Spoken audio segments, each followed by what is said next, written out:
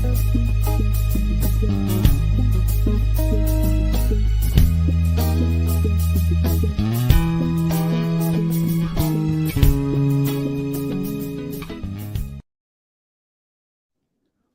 going on, my brothers and sisters around the world? It's your boy Terrell with the Y, Humphrey, and welcome to Fairies Knowledge. For today, for episode number 53, we have my special guest, Arissa, and also known as Coach Rees, a confidence coach, to where she will help you find yourself and be more confident within yourself. Coach Rees, how are you doing? I'm doing well. I'm sitting at the intersection of bittersweet and encouraged. So, if I complain, it means I'm looking for a solution. But at this moment, I'm feeling really good. How about you? I'm actually pretty well. But you know the saying goes: if you need to complain, it's good to complain to somebody that needs to that would listen. I'm willing to listen, Coach Rees. So if you want to complain, I'm all ears. You know, I at the moment there's not anything to complain about. I know some people are like, "Oh, if you complain," or there's a saying. People are like, "Oh, I'm not going to complain. It won't change anything," but it actually will if you're complaining to find a solution. And I'm a solution based, like focused person. So if I'm going to complain, that means I'm looking for a solution so that way I don't have to complain about something anymore. But at this moment, I'm actually feeling really good and I'm present. I'm excited to be here. And thank you, right, for rescheduling with me. I know we were supposed to get this jumping a minute ago, so I appreciate your persistence and the fact that you said you're on episode 3 or 53. Like, that's a big deal. So I commend your consistency as well. Thank you. I actually thank you for saying yes, because what made me actually reach out to you was that I seen you. I think it was a stitch or duet or I think on TikTok, and it was about emotional intelligence. I'm like, oh, Coach Rees been through something. Coach Rees been through some type of life to where she had to grow and learn more about herself, right? Because the thing about life and growth and awareness is that a lot of people lack it because we're not acceptance of who we are today. And I really appreciate you for saying yes, because the thing that really attracts me to people is that we're on the same vibes, we're on the same energy. We understand, okay, how can we become better than yesterday? How can we overcome what we dealt with and actually start helping people? Your messages, Coach Rees, is powerful, right? So before we even dive deep, who are you? What are you doing? Where are you from? Who am I? I'm somebody who is obsessed with my purpose. I'm obsessed with being the best person that I can be, in my purpose in life. And it's been, my mission, actually, I'll say, is to instill the right to confidence into other people by way of passion, love, repetition, and relationship. And that's something that I've stuck to. That's something that I have committed my life to, regardless of where I'm at and what I'm doing. If it doesn't align with my purpose, my mission, and my passions, like, I'm not doing it. And so I'm going to be that woman who is gung-ho, who's excited. I'm a morning person. I'm an alive person. After 10 o'clock, I go on low power mode. But if you catch me prior to that, I'm somebody who is going to pour out and give you energy, because I just legitimately want to see other people living out their purpose with confidence. So that's who I am. As a human, I'm a sister. I'm a daughter. I am a granddaughter. I'm a hooper. I'm a partner. I'm a teammate. I'm a friend. And I'm just somebody who is fortunate enough to still be alive. And I understand that, like, time is our greatest asset.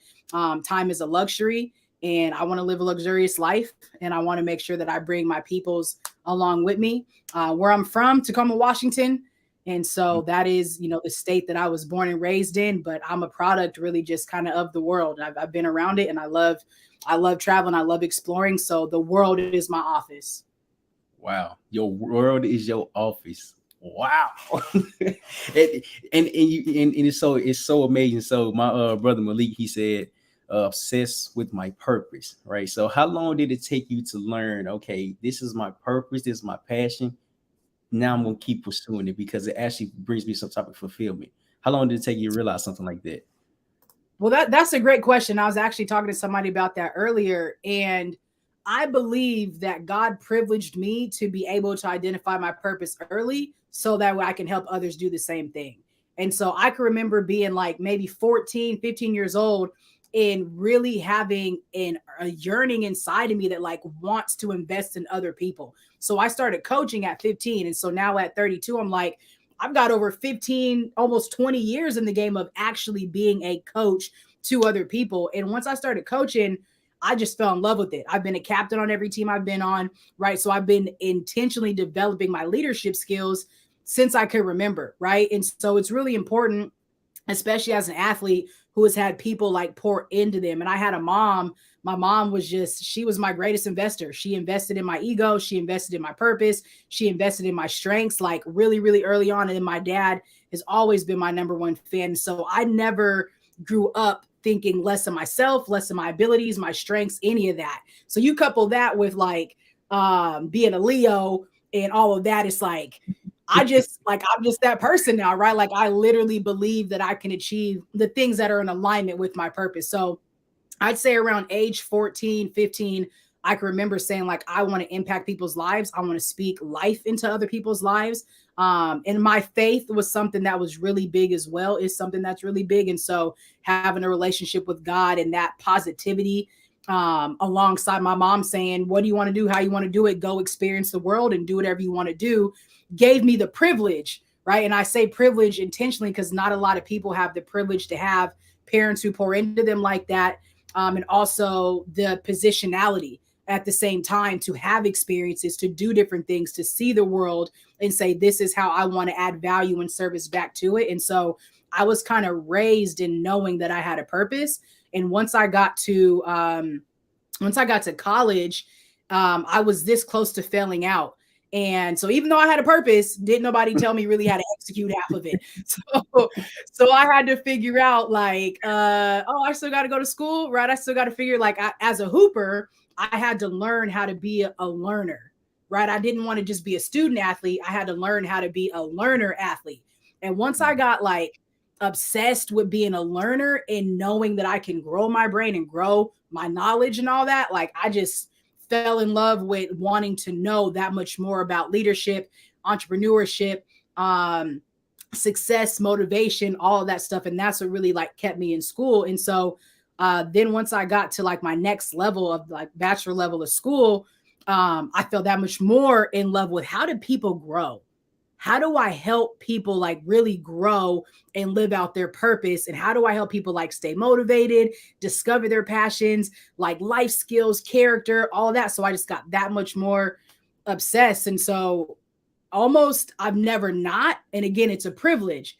And so because I see it as a privilege, like I am determined to help as many people as possible because I know that not everybody has the privilege to understand and know that they have a purpose on their life. And so that's why my purpose is to instill the right to confidence in other people, right? To live out their purpose with confidence.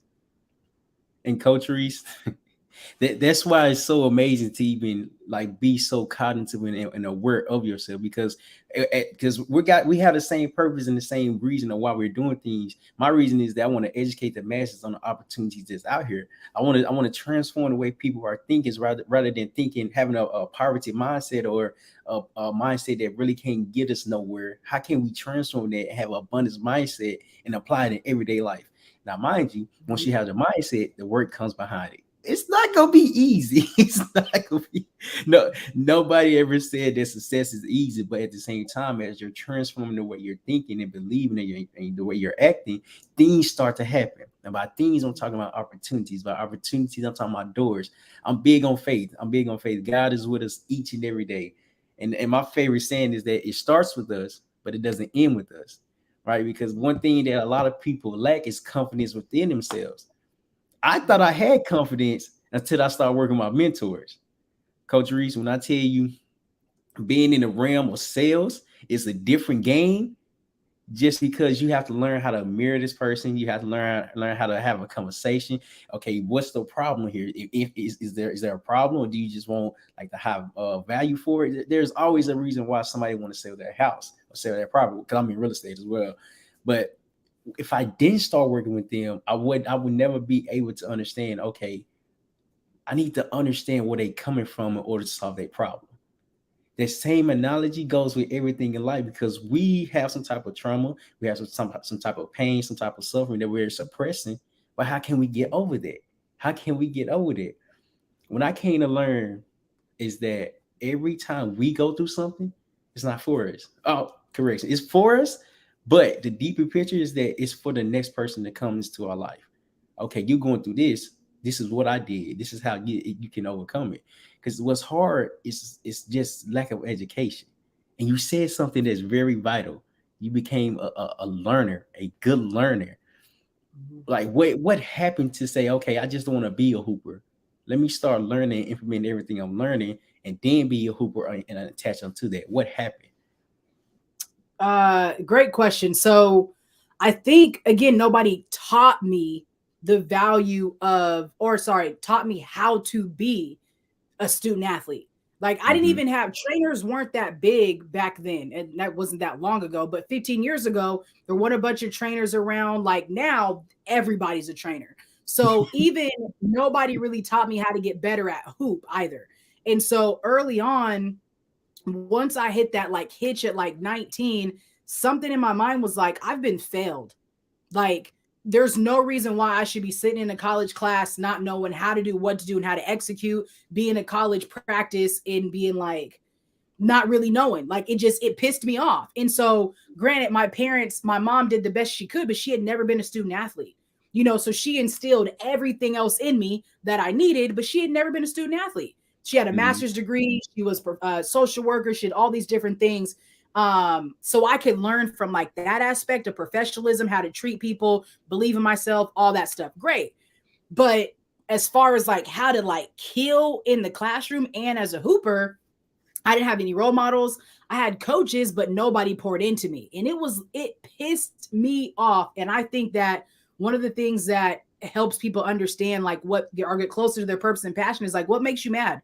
What pisses you off? If you're sitting there and you think about something and it pisses you off to the point of like frustration and tears, like you're ready to fight somebody, that's connected to your purpose. And so Wow. for me, I was mad that I was failed. And I'm 19 years old thinking like, how am I about to fail out of school? You know what I'm saying? Like, how come I didn't know how to do all these things? And at that moment, I said, I'm about to become everything I never had. So when I created my youth academy, it's called TCSA and it stood for True Christian Student Athletes. And it was a sports specific academic and life skills academy. I was like, I'm taking everything that I feel like I needed to know and I'm going to put it in this program. Right.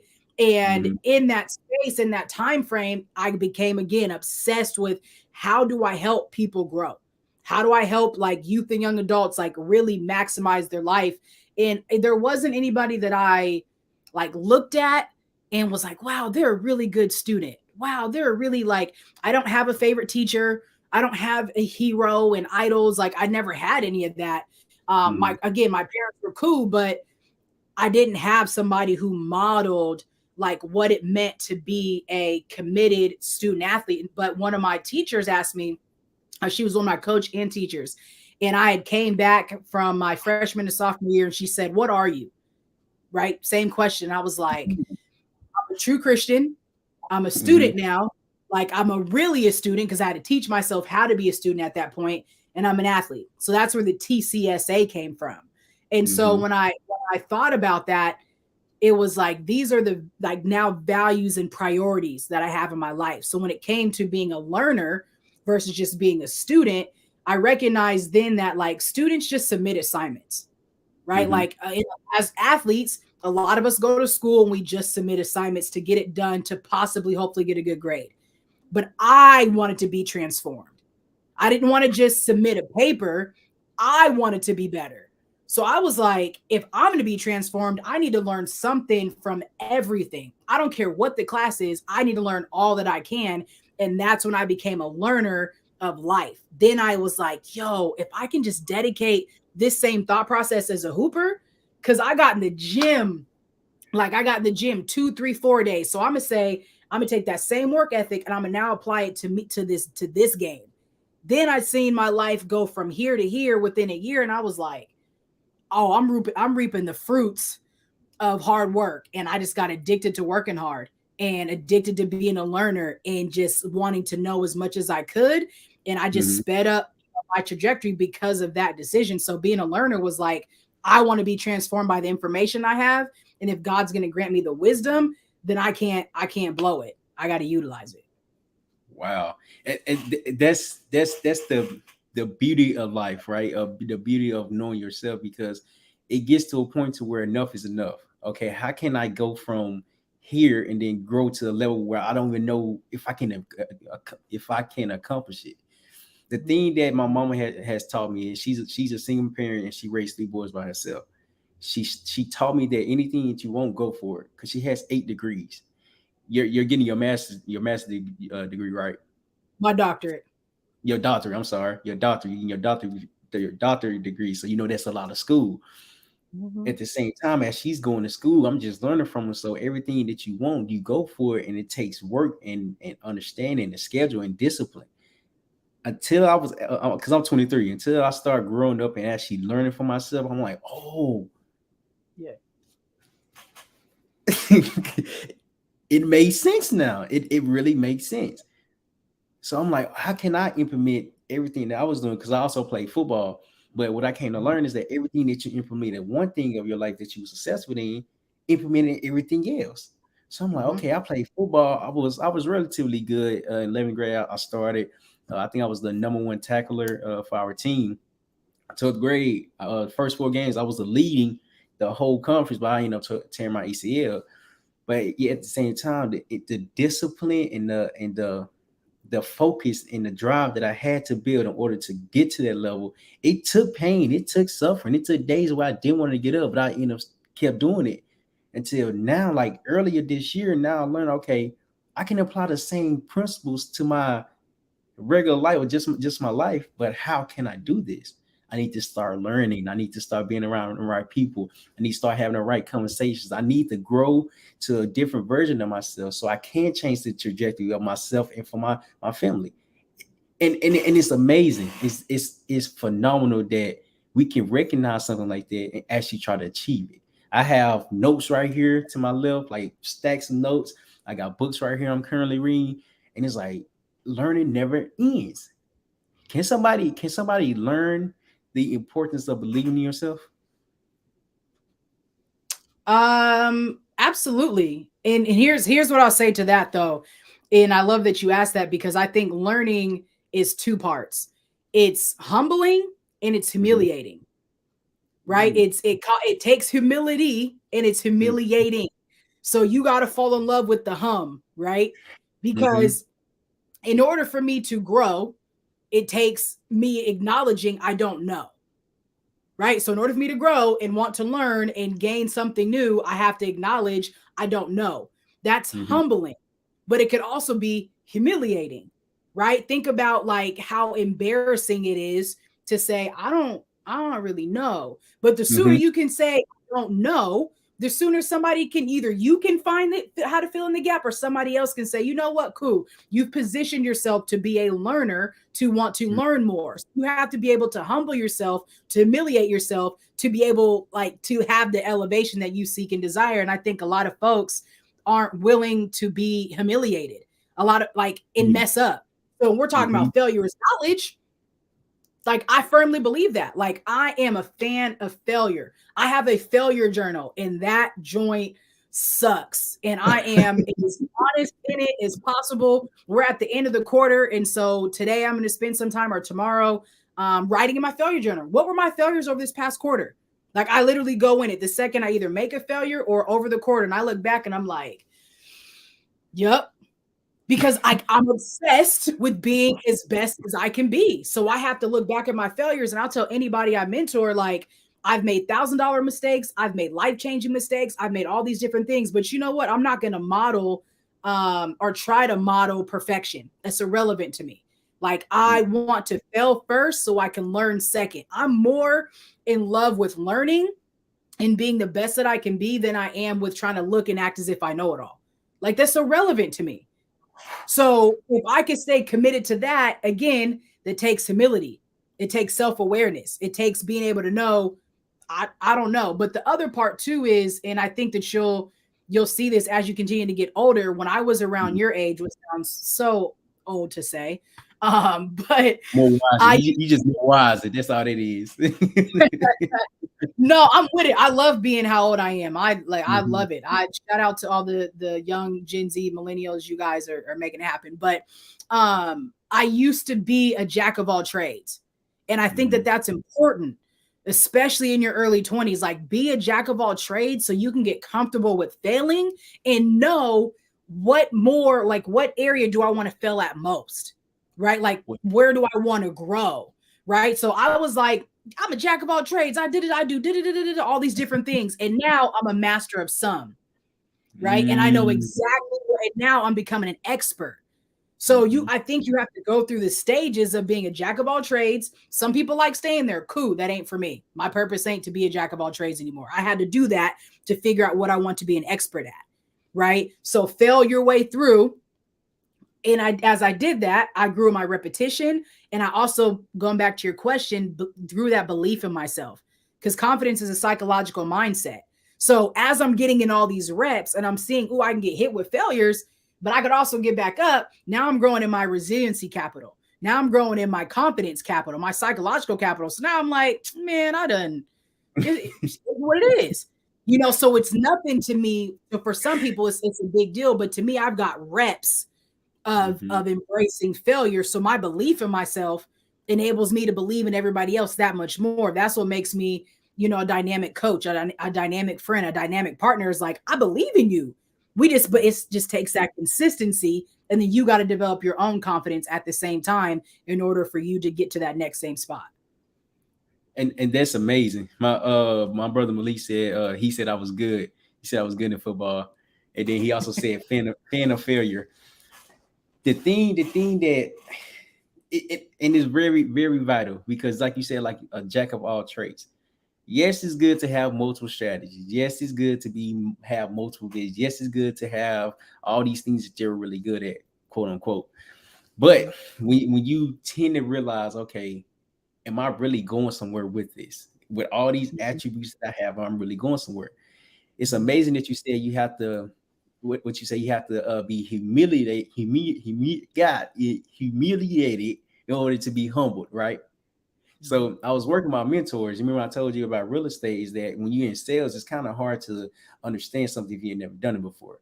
So my mentor, Steve, he was teaching me so much about speaking and understanding and hearing and just having a regular conversation. But it was hard for me because every time I was having a conversation, he'd tell me like 20 things. Of course, I'm over exaggerating, but he'd tell me a lot of things to fix that I need to work on. So every call, I'm trying to implement everything that he's saying.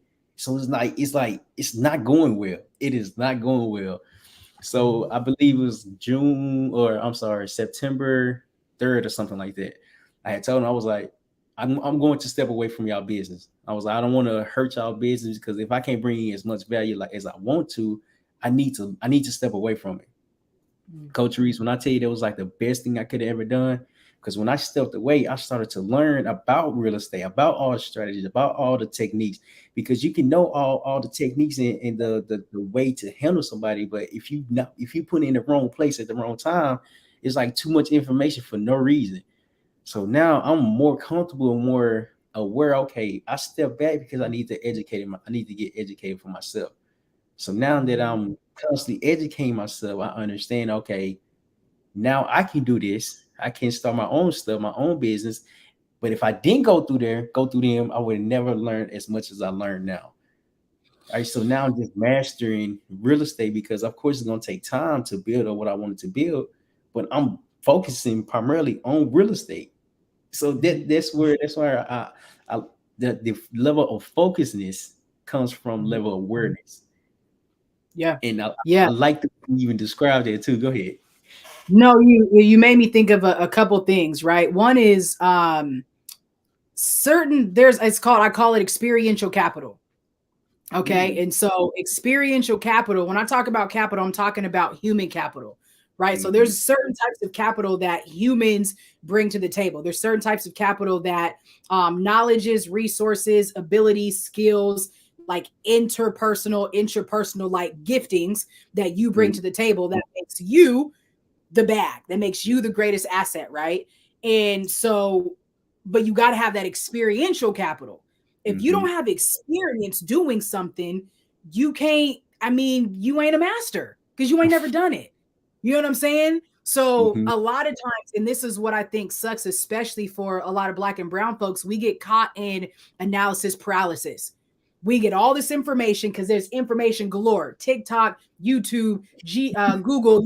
There's information everywhere, and everybody's a master. So you can take every course, you can take everything, but if you don't apply it, it don't matter, because you don't have that experience, which goes back to failure. Because some people aren't humble enough to possibly fail, which equals humiliation, which equals growing in self-awareness, which equals you got the experience. So now you know what it feels like to be like, man, that ain't how you do it. And a lot of people who are in certain spaces, they just did it. They were able to say, you know what? Like especially in real estate, you can run the numbers on property after property after property. And again, and I'm familiar, right? As a real estate investor, you can run numbers. You can know the numbers. Some people know the numbers so well, but they've never executed and they have no property. It's like, that's what's up. You know numbers, but you don't got no property. So like, can you really tell me what it's like to be a landlord? Can you really tell me what it's like to do STRs, LD? Like, do you really know the pain of putting 30, 40, 50, 100,000, whatever dollars down, the pain of letting that money come out of your, right? The pain of paying a mortgage, all of the pain points that come with the experiential capital. So the more experience you have, the more of an expert you become. The more times you're willing to be humiliated, the more humbled you are, the more reps you get, the more you grow in your confidence. So like the more belief you have in yourself and your systems. And so I think the thing is, yeah, you're taking those transferable skills. And again, as athletes, right? It's people always talk to college athletes about having transferable skills, but ain't nobody showing them how their skills transfer. And so was like, well, tell me how I can, but also I didn't have no work ethic in hoop. I just was good. So it wasn't until I started really getting like in the gym and working on my game piece by piece that I see, let me take that same concept and now add it over here in the classroom, and now add it over here to business. So now add it into my self-healing, right? So I think, again, it's just being willing to be humiliated, to be humble, to grow in your self-awareness and get as much experiential capital as you can. And now you're bringing that asset to the table. Now you can speak from experience on something because you've actually done it. And the other bar is wisdom changes behavior. It's not enough just to know, right? Like, cool, I got the knowledge, but wisdom changes behavior. And it's not wisdom until it's applied knowledge, right? And the wisdom will change the way that you act. And so those are just things that I told myself all the time. I was like, that's how I want to move. It's not wisdom until it's changed your behavior and you've actually applied it. And that's how you're able to get better. And that's the beauty of it, right? Because earlier you said that a lot of people are afraid to fail. And see, that's what hinders people from success. We're so afraid of the outcome that we don't even know the outcome. We don't want to take the risk. But the biggest thing to take is the risk, because we learn along the journey. Okay, if I did this wrong the first time, okay, how can I not do it again to where it's going to give me the same result? Either you're going to learn from it, you're going to do the same thing, right? But the experience from failure, the experience from life shows that you're willing to try anything to make sure you're coming out on top. And coming out on top, I'm talking about creating the life that you desire, that you look for, that you feel like you can achieve. The thing about life is that we're not around the right people. What I came to learn growing up, we're not around the right people, and we're not having the right conversations at the right time. Because how are we supposed to become something if we ain't never seen it? Coach Rees, I had went to this mastermind. Today's Friday, Wednesday. It was with Grant Cardone, and September 24th at 8:00 in the morning, I was like, I'm gonna become a millionaire. I had this thought embedded in my head. I had like a dream and feeling. I was like, I'm going to become a billionaire. I was like, the reason why is because I want to help a lot of people. When you have that status behind your name, you help so many people along your journey. You're constantly helping them. It was ironic. I went to this event, and as we're talking, so when I introduced myself to Grant Cardone, I was like, my name is Terrell with the Y Humphrey. And for someone that's aspiring to become a billionaire, what advice would you give? He said, don't stop at a million. I said, no. I said $1 billion. I didn't think he heard me, but he heard me. He was like, yeah, I heard you, but don't stop at $1 million. So I'm like, just blown away of the fact that he just said it so casually, because he's speaking from experience. He's speaking from his life. So I'm like, oh, okay, that's what he means. When you have a goal that's so high, never compromise to not achieve it. Right. And that's what they talked about. It. When you have a target that you're pursuing, don't compromise for it. And that's what we as people do as a society. We compromise for something that's hard because we ain't never seen it before. You made a statement about healing. How have you healed over the years? I mean, we don't got enough time for all that. But no, two things real quick. I'll go back to what you're saying is I use privilege, and I use the word privilege intentionally, right? That yes, as a Black woman, lesbian Christian, there's a lot of systems and structures that have been set up to prevent every single one of my intersections from achieving.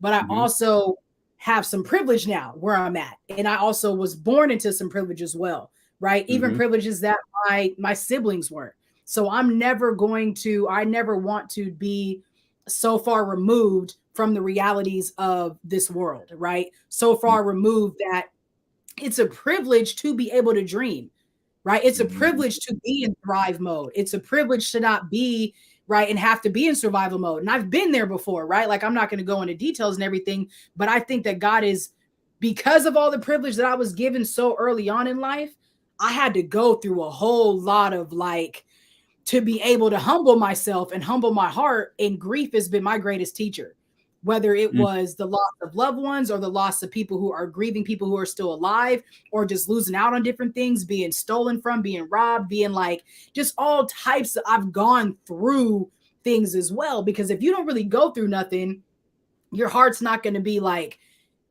your heart's not going to be humble enough to be able to do life with people. And I never want to be so far removed to where I don't seem obtainable. You know what I'm saying? Like what I've aspired to or what I've done doesn't seem realistic to somebody because it's all, well, she's got and she's done. You know what I'm saying? Like, nah, I got it. I get it. You know what I'm saying? I know what pain and loss and grief and stuff feels like. And so, but I also understand that there are a lot of barriers that have prevented Black and brown folks specifically from being able to dream at certain levels, from being able to get out of survival mode. But one of the things that I'll say too is we are the most resourced generation ever. The things that I'm able to do, my grandma only dreamed of. You know what I'm saying? So when I would spend time talking to my grandma and her siblings, like, what was your dream growing up? Just this last year. Dream? To buy a truck. It was my uncle's dream to buy a truck. My great uncle. That was it.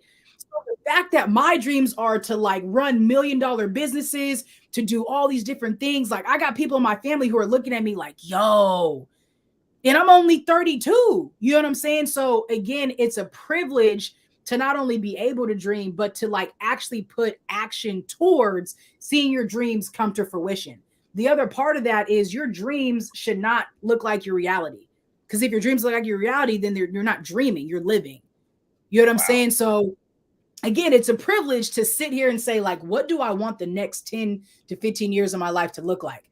And then say, how do I make that happen? Who do I need to get around? Who do I need to study? How do I hop on these places? How do I get around the right people and have these iron sharpens irons conversations? Like, not everybody has the privilege to access the resources the same way that I do. That's why I make sure that I'm accessible to people to help them do that. That's why I coach, right? Because it would be remiss of me or selfish of me, disrespectful of me really to my purpose and my giftings if I didn't do that, right? So I never, again, like I said, want to act as if dreaming is a luxury.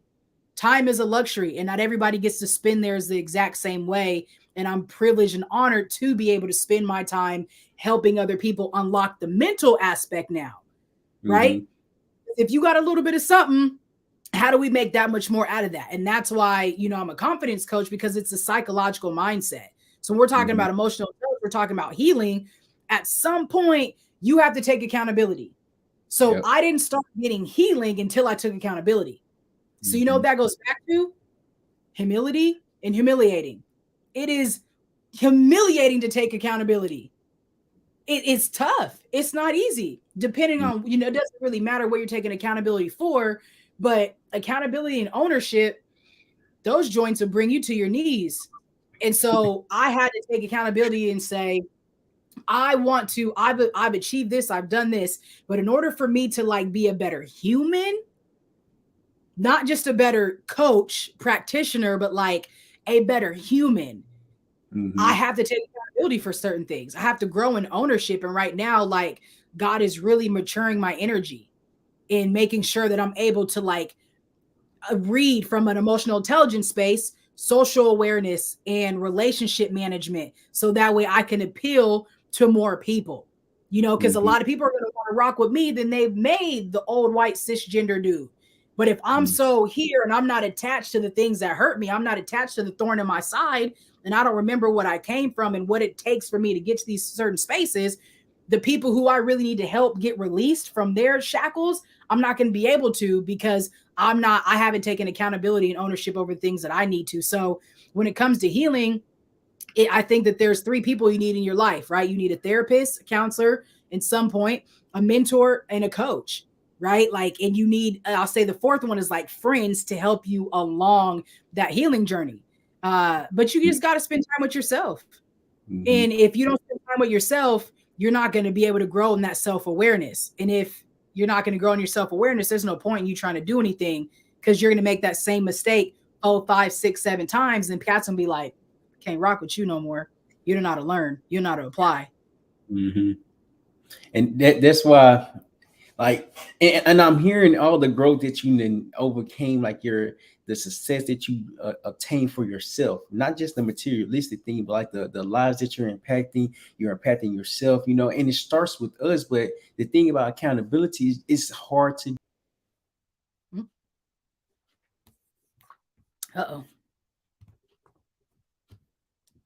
Am I still live? I'm still live and he ain't here. Hello, everybody. I don't know what happened. Okay, can you hear me? Yo, you're here. I was about to take over your live. It was about the Coach Rees show. I was about to start rapping or something. So, you know what I'm saying? Giving my shout out. I don't know what happened. It's all good. Here we go. Go ahead. When you stay ready, you ain't got to get ready. I so thank you, Coach Rees. You gonna take over. We was about to be breaking it all down. So my bad. Go ahead. It's your show. Go ahead. What was the last thing you heard? Listen, I don't know. I had to go into game mode, so I just was about to take the shot. You were like, no, you were talking about. I ain't gonna hold you. I don't remember. Okay. Well, accountability, taking accountability. Yeah.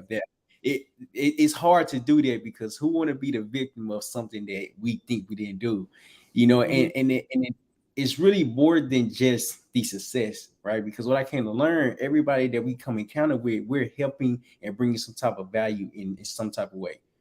A lot of us as people, as society, don't think we have value to bring because we don't know ourselves. Yeah. But anytime you come in front of somebody or have a conversation, you're bringing value because you're bringing yourself. You're bringing your confidence. Now, whatever happens after that, go ahead. You hope so. Yes. You hope you're adding value. And some people may not even hope they're adding value, right? So that's again where that self-awareness comes into play.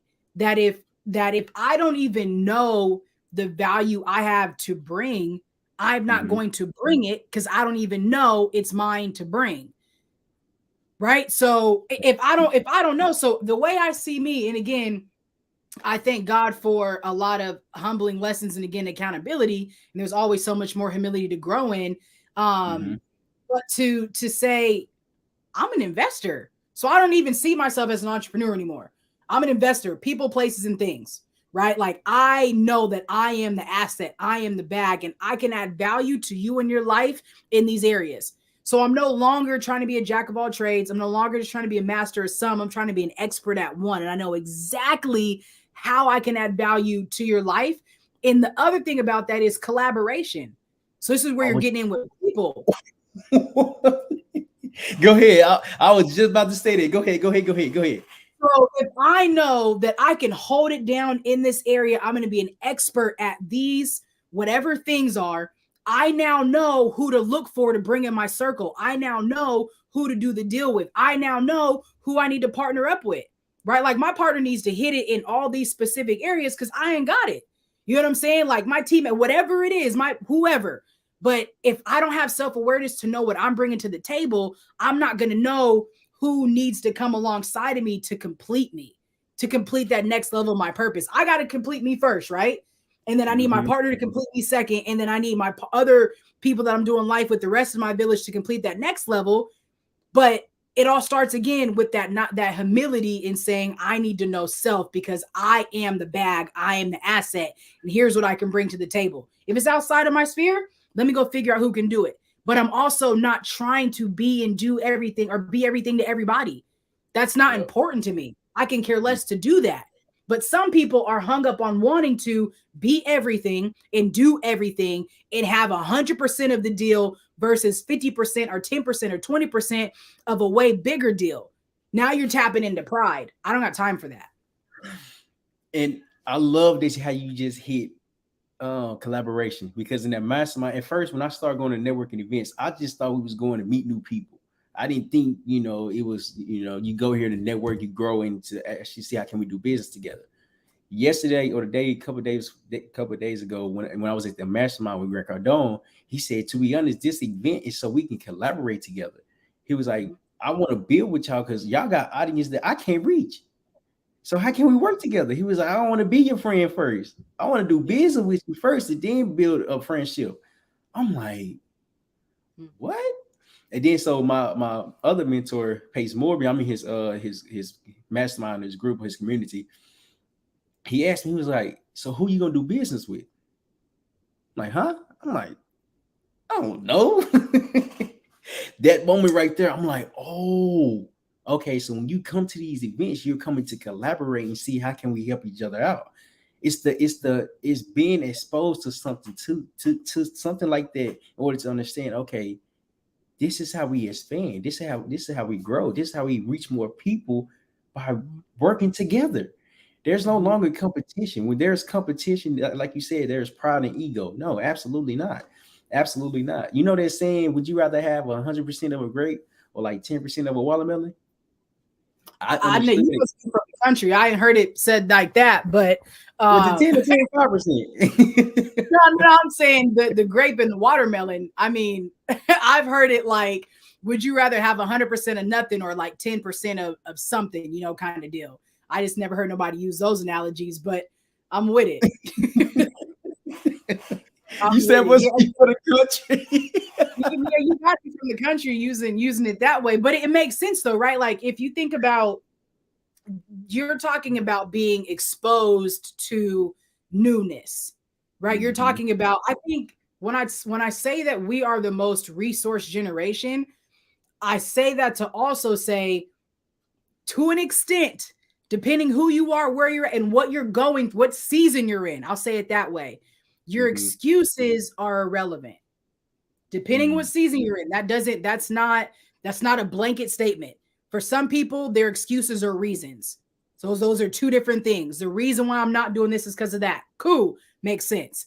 But if in every single season of life, you are using the same reasons and they end up becoming excuses as into why you're not executing at a certain whatever it is, then there's something we really got to talk about. So when I think about we never have, we never seen, that's over. That's played out.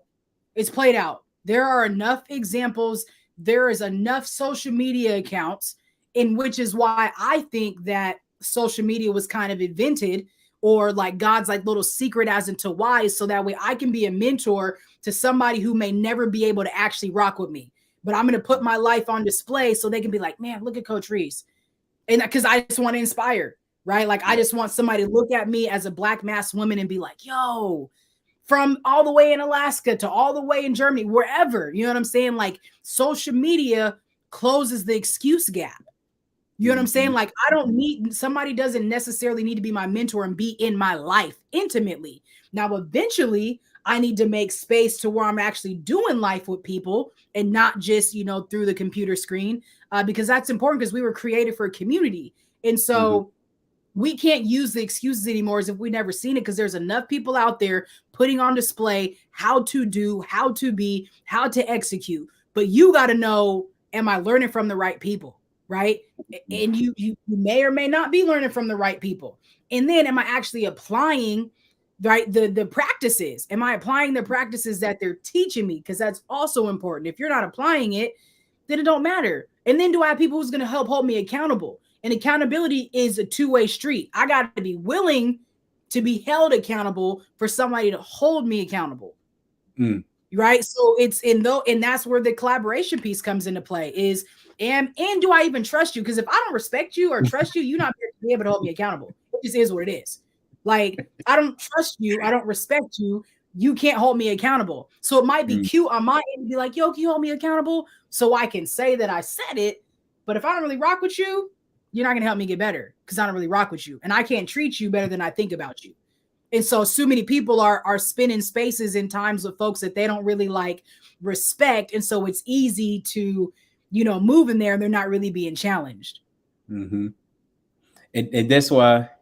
So I came to learn that God has really blessed me with the abilities that I have, with like speaking with people, with like dreaming, with like just being who I am and just helping people find themselves. So what I came to learn is that you can do everything that I'm doing. This is how you can do it. So now, since I'm getting educated in these rooms, I'm bringing it back to social media, telling my story and just bringing so much value, because a lot of people don't understand, like, you can actually be successful at anything that you want to do. But see, the thing about limited belief is that we see the next person being successful. We don't think that. No, absolutely not. We're regular human beings, and you can do exactly the same exact thing if you believe in yourself. If you're in your purpose, if you're so divine on everything and helping everybody else, everything's just gonna come into play.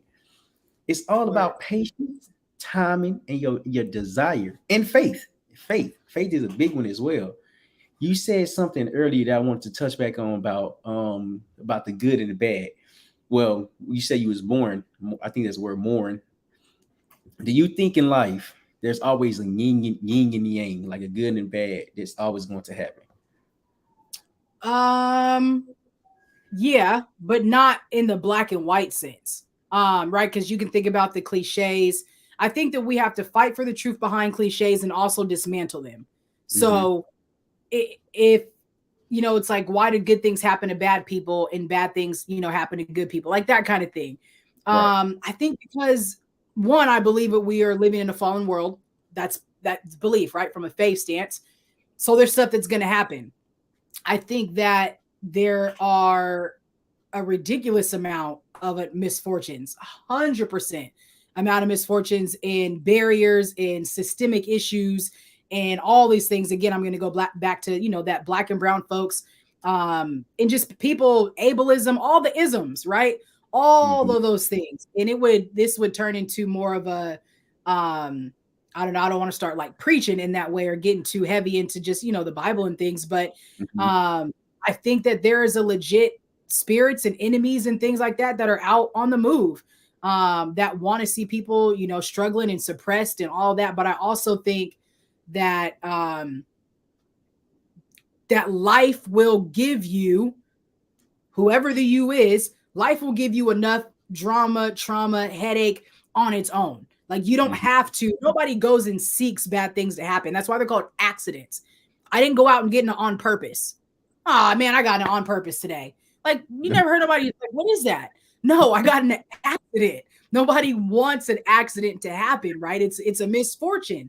And the thing is, for some people, some of those misfortunes cause greater detriment to some people's lives than others, right? Depending on who they are and what it is and what the timing and what the season is, right? And I think that that's why I go back to privilege, right? Where privilege really is like, because of where I'm at, because of the privilege I have, the positionality, I may not think that everybody else's reality isn't the same as mine. It's easy to forget. It's easy to be like, well, how come you can't just get up by your bootstraps and, like that's like white, because it's not a part of somebody's lived experience in their reality. And that's why emotions are so important to tap into, because I don't need you to put yourself in my shoes. First of all, we might not wear the same size, right? That's the first. I need you to do is locate the last time you were in pain. And then pain is subjective. So me being and grieving about something specific may be completely different, for you, right? Like you may, something may happen, like you may, who know, I don't know what example I want to use, but like where people say don't cry over spilt milk. But if that was my last gallon of milk, I'm about to cry over that milk because I don't want to eat my cereal with no water. You know what I'm saying? Like in country. And so it's things like that to where, like, without trying to compete or compare, I just need you to place your pain, right? And if you can place the last time that you were in immense pain. But the other thing is, some people never even allow themselves to embrace the pain that comes with life. So it's not that me trying to prevent good or bad things from happening. I was born an optimist and born to optimists. So again, that's just a privilege. Where other people think they're pessimistic, but they're just afraid of being optimistic again. And so I have the privilege of being like, okay, because I've seen things go my way more times than not. So when I got hit, it was like, shoot, that sucks. But because of the healing that I've done, because of the strength and the belief that I have in myself, I can continue to be optimistic. But optimism is connected to my psychological well-being, which is connected to my confidence. Not everybody has the privilege to have that thought process. So that's you have to start unlearning to relearn how to even be an optimist again, or how to even continue to work hard, or even have a dream or a vision right in the first place. So I don't think life is black and white. It's just not. Do I think there's right and wrong? Absolutely. But do I think life is black and white and good and bad and yin and yang? I believe in balance. I believe in karma. I believe that everybody has haters and everybody should have motivators. Like, is it unbalanced? You might have 52 haters and 2 friends. And if you focus in on those 52 haters more than your 2 friends, then you're the problem. Focus on your 2 friends who are rooting for you, and then keep going. Cats rock with me because I rock with me. But you got to be able to spend time with you, to start rocking with you, to really say, okay, who are the ones who are rocking with me? Cool, that's what I'm rocking with. Not focused on, everybody else. So those are like 4 different answers in one. And all of them really answered in their own way, to be honest, because that's what we need. We need awareness, we need growth, we need the right people, and we need to see, okay, who's for me, who's not for me. All right. Now it's just more, okay, now we're intentional of things. Now we're strategically being around people that want the best for us. Because to be honest, if I don't know myself, we wouldn't be having this conversation. If I didn't go through the pain that I went through, I wouldn't understand, okay, Coach Rees been through a lot, but even though she got hit, she was still getting up. She didn't give up on herself. And that's what it takes. It takes the right type of pain in order to turn your life around, a right type of moment to understand, I'm going to be okay. I'm going to be okay. How can I keep pushing forward and grow and learn and excel into the life that I want to dream of and/or desire of? That's what is up. That's what life is about. But being okay with not being okay. And that's what grief has taught me. Like, so when we talk about my healing, it's been being okay with not being okay. And just so when you ask how I am, I'm at 2 days ago, I was at the intersection of bittersweet and frustration. Today, I'm at the intersection of bittersweet and encouraged. I feel a little bit better today, but I know me. I know what I need in order for me to be able to show up. And if I don't have the ability to really spend time and rocking with me, so I'll give you real quick. So my grandmother passed away this couple weeks ago. And as I looked over my my habit tracker, I had to give myself a whole lot of grace because I didn't hit my numbers the way that I wanted to. But one thing that I did hit my numbers on was my meditation, my journaling, and my working out. And so those are things that I know that I needed to help keep me moving to where I can get back to this space of bittersweet, because I'm hurt, I'm sad, but I'm also encouraged and motivated to keep being my best self. And without knowing I needed those other things, I couldn't catch back up to that momentum. So I think a lot of people don't know who their best self is and how to obtain being their best self. And so I know who my best self is. I know what habits my best self needs. I know what it looks like when I'm implementing them, and I know what it feels like. And if I get to a space where I'm like, ooh, I don't feel like I'm being my best self, I either need to take a time out, Number one, like just a quick timeout. Again, I'm a coach. So is it a 30-second? Is it a full? What do I need right now? Right? Sometimes I need a full, right? But then you start to implement other things at the same time because, again, people are only going to rock with you to the degree that you rock with you. And you're only going to know who do I have around me and what's the value that they're also bringing? Where do they end and I begin when you spend that more time with yourself? What boundaries do I need to implement? Right? Like you don't know any of that unless you spend time with you and knowing like, oh, you make my nervous system feel funny. Not right now. Right? Or my nervous system feels safe with you. But you don't know that unless you actually, spend time with you. Because and that's the way you even just put that is so profound, because this last couple of months I'm going through a divorce. I totaled my car out, so now all these things was happening back to back. So I'm like, why is this happening to the point to where, okay, I'm getting a divorce, I'm going through what I'm going through, then I totaled my car out, and then like I'm getting out the military, transition out the military. So why is this happening? Well, it's happening because it's life. How are you able to control one thing that happens? Okay, how are you able to respond? Okay, how you respond, how do you react to things? When bad things happen, it teaches us more about who we are and who we're becoming. Because really, to be honest, you have to really be in tune with yourself to say, I'm going to be okay. This happened. It's a tragedy that it happened, but what did I learn from it? The reason why we going through a divorce is because I forgot to love myself. I wasn't loving myself like I needed to, and that's why we really separated. I know what I did wrong because I'm taking ownership and accountability of everything I did wrong. And that's the importance of being in tune with life and in tune with your purpose, because there's more to that. You learn along the journey, but if you don't try the journey or start the journey, you will never learn who you can become. Yeah, some people will say what you just said. Some people say it's not what happens to you before you, right? And again, I think that we need to fight for the truth behind cliches, dismantle them, and then explain them, right? Because it's not enough to just throw out something catchy. And again, I'm a fan of words. I'm the queen of acronyms, but like, what does it mean? How do I apply it, right? So if I think about it happens for me, then like I mentioned before, like I've gone through a lot of grief, so that way it can balance out the privilege. And I needed it. I needed to have some hits, because if not, I would have been hot and mighty and all types of just pride goes before destruction and all the fall and all the above. I needed to, and I also did a lot of stuff to myself. Like, to where I thought I was too good to make that mistake.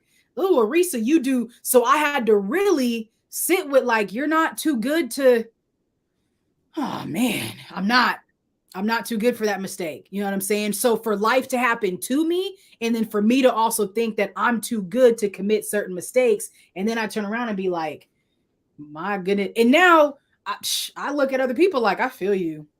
I understand. I get it. You know what I'm saying? So I keep, my failures close to my heart. I keep that thorn in my side. Like Paul had a thorn in his side. I keep it because that thorn in my side is a reminder to me to make sure I am staying as connected to people as possible. I'm not God. I'm not Jesus. I ain't trying to be. I don't know everything. I'm not even trying to be perfect. I just want to be as intentional as I can with giving hope and with being a role model to being accountable, to taking ownership, and to really being obsessed with growing. Like the person I was 3 months ago is not the person I am today. And some people might be like, it's only been 3 months. You know how much stuff can happen in 3 months? People's lives can change in a day. Now you put 3 months of worth of days. I am not the woman I was 3 months ago, so I think it's important to just recognize when you talk about patience, just be patient, right? But not a lot of people have enough patience to be patient. Coach Rees, this has been great. I know we coming up on an hour, so I only have one segment in the podcast in the conversations, and it's called Best for Last. So I asked the last 4 questions, and the last part has to be answering the quick explanation. So, you ready? Yep. So first question, how do you keep your composure? Drake says, I gotta breathe real deep when I catch an attitude. And that's real. I breathe and I take 5 grace breaths to make sure I'm giving it to myself and others. That's it. Breathe. Powerful. What are you grateful for? Time. The time to be able to continue to live out my dreams. Mm. What do you regret? Do you have any regrets? Absolutely. You didn't hear me just say I listed about 5 of them joints right there. Yeah, I got a whole lot of regrets. And I think regrets are a part of life. You know, some people say, "Oh, I don't have any regrets." No, I got regrets. It doesn't mean I would do them over or take them back, but I 100% have things. Again, I keep my failures close to my chest. But again, I won't make a lot of those mistakes again because I regret them. Right? That's pretty legit. And then the last best question: what does Fairies Knowledge mean to you? Failure is knowledge means to me that I take it. I don't want to shift your brand, but like for me, it's the application, right? Like failure is knowledge tells me that failure is a part of the process. A part of one of my concepts is fail first, learn second. The learning comes from the application. And so if failure is knowledge means that I am attempting to get better. I'm attempting at living out my purpose. I'm attempting to be the best that I can be. And so I think we need to put some more respect on try. Try is attempting, right? And I think that failure, if you have the guts and the courage to attempt, that means failure is an option, but it doesn't mean it has to be, the same option as long as you apply and you just keep going. Wow. That's it. Wow. Wow. That blown away. So how can people find you and get in touch with you if they want to collaborate with you? Yeah, follow me on TikTok, number 1. It's my favorite place to be, at Coach Rees 1. Check out my website, YouWish. I didn't dive into that. So confidence coach, like you said, my job as a confidence coach, or my role as a confidence coach, is to help you grow psychologically and living out your purpose with confidence and increase your performance. So check out youish.com, you-ish.com. Check me out on Task Leads. That's my tech company for college athletes. Hit me up on IG, send me an email, text me, whatever. I'm accessible till I'm not. It just is what it is. So you can find me on any space. I got to give a shout out to my village, to my number 1 fan. What's goody? And I appreciate you for allowing me to be here. Shout out to your consistency. And I'm grateful to have these iron sharpens iron conversations. And I'll definitely be praying for you as you're navigating all of it. Being 23 and going through and doing what you're doing is admirable. So don't stop at 1 million. Thank you, Coach Rees. Yeah. Thank you. That really means a lot. I'm gonna be praying for your success as well, watching you and just seeing how you're constantly growing to the best version of yourself. I'm thankful that you said yes. I'm grateful that you said yes, because this has been phenomenal. For everybody that has tapped into the live, hopefully y'all got as much value as I got from it. If y'all haven't tapped in with Coach Rees yet, please go tap in, because you will be a better version of yourself as soon as you get done with the conversation. Man, we thank y'all. Continue to believe in yourself. Continue to believe in the journey, and just try. If you fail some more. If you fail some more, keep failing. You'll be okay. Hold on, Coach Rees.